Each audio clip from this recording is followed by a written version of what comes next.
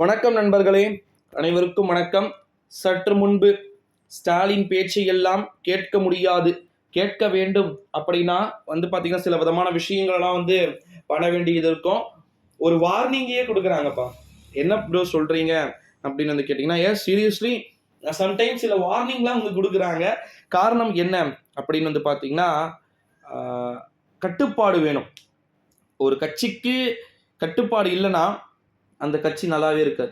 அதுக்கு ஒரு உதாரணம் ஜெயலலிதாவின் ஒரு ஆண்ட பரம்பரையாக இருந்த ஜெயலலிதாவின் கட்சியை அழித்து விட்டது அப்படின்னு சொல்லலாம். யார் என்ன வேணா சொல்லட்டுங்க, ஜெயலலிதா உத்தமர் தான். ஓகேங்களா? கட்சியை கட்டு அமைப்பதிலும் கட்டி காத்ததிலும். ஆனா இப்ப இருக்கக்கூடியவங்க அப்படி இருக்கிறாங்களா? ஏன் அனைத்து இந்திய அண்ணா திராவிட முன்னேற்ற கழகத்தில் இருக்கிறவங்க கரெக்டா இருக்கிறாங்களா? கொஞ்சம் சற்று சிந்தித்து பாருங்கள் மக்களே. ஓகேங்களா? இந்த ஒரு சூழ்நிலையில தான் ஸ்டாலினுடைய பேச்சை எல்லாம் கேட்க முடியாது.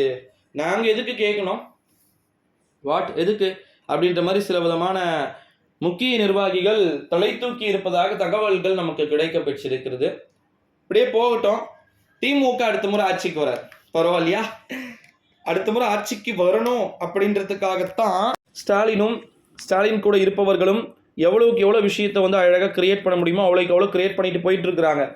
பட் இந்த டைம்ல இந்த மாதிரி ஆணவத்தனமான பேச்சு, ராங்குத்தனமான பேச்சுலாம் இருக்கக்கூடாது. இருந்தால் வால் ஒட்ட நறுக்கப்படும். இந்த ஒரு சூழ்நிலையில தான் ஸ்டாலினுடைய பேச்சை எல்லாம் கேட்க முடியாது. அதை கேட்கணும்னா இதெல்லாம் நீங்க பண்ணணும், இந்த டிமாண்ட்ஸ் வைக்கணும். நோ, தப்பு. ஓகேங்களா?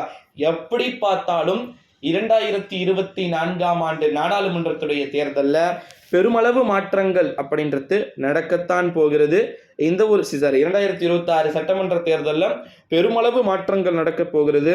திமுகவிற்கு ஒரு வாழ்வா அல்லது சாவா என்கிற ஒரு தேர்தலாக பார்த்தீங்கன்னா இது இருக்கக்கூடிய சூழ்நிலையில தான் 2024ஆம் ஆண்டு நாடாளுமன்றத்துடைய தேர்தல் முடிவுகள்ல சில பேர் வெற்றியின் மமதையில் ஸ்டாலினுக்கும் துரைமுருகனுடைய குடும்பத்திற்கும் ஏதோ பிரச்சனைகளே ஆனது அப்படிலாம் சொன்னாங்க. அதாவது அதுக்கு காரணம் என்ன அப்படின்னு பார்த்தீங்கன்னா, செந்தில் பாலாஜிக்கு மிக முக்கியத்துவம் கொடுத்ததனால் செந்தில் பாலாஜியை டெல்லி மேலிடத்தவிடம் நேரடியாக டைரக்ட் டு டைரக்டா போட்டு கொடுத்துட்டாரு துரைமுருகன்.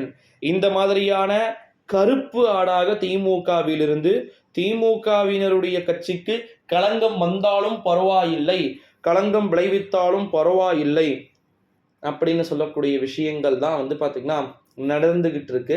ஸோ இந்த ஒரு சூழ்நிலையிலே இப்படியே தொடர்ந்து கொண்டு போனா நிச்சயமா நிறைய மாற்றங்கள் அப்படின்றது இருக்கக்கூடும் அப்படின்னு சொல்லிட்டு